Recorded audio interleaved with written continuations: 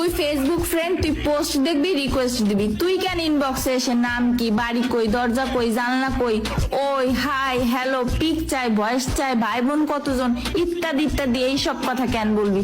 আমি কি এখানে ইন্টারভিউ দিতে আসছি নাকি? বেড়া মানুষ। আমার আর নতুন করে কিছু চাওয়ার নেই, কিছু পাওয়ার নেই, কাউকে কিছু বলারও নেই। কি বা বলবো, সবই তো ভাগ্য। একজন মানুষ চাইলে অনেককে ভালোবাসতে পারে, কিন্তু মায়ায় শুধুমাত্র একজনেরই পড়ে। আমি নিজেও চাই না আমাকে কেউ ভালোবাসুক, কারণ শুধু বিশ্বাস না, ঘৃণা চলে আসছে ভালোবাসার উপর। তুমি ভাবছো তোমার আশেপাশের সবাই তোমায় খুব ভালোবাসে। আরে না বস, তারা ভালোবাসে যেভাবে তুমি তাদের হাসি খুশি রাখো, তাদের কাজ করে দাও, তাদের জন্য ইফোর্ট দাও।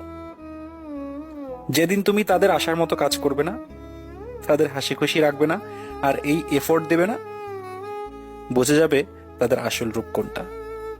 কথাগুলো শুনতে খারাপ লাগলেও এটাই সত্যি।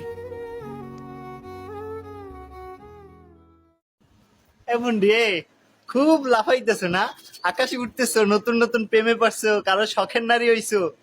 এত লাফানোর কিছু নাই ভাই। পুরুষের কোনো নির্দিষ্ট একজন শখের নারী হয় না, ওর কাছে যেটা যখন থাকে ওইটাই আর শখের নারী।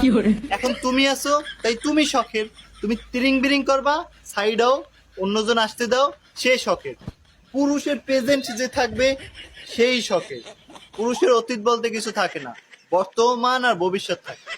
হ্যাঁ,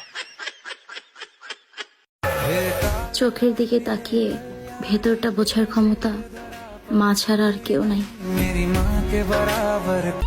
ছবিতে দেখতে ফর্সা হলো, বাস্তবে আমি কালাই।